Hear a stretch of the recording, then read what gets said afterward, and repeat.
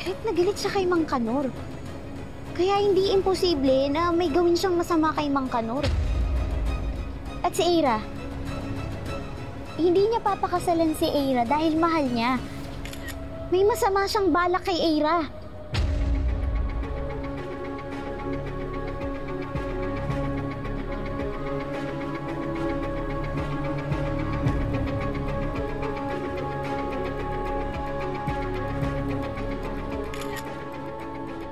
At last, the moment I've been waiting for.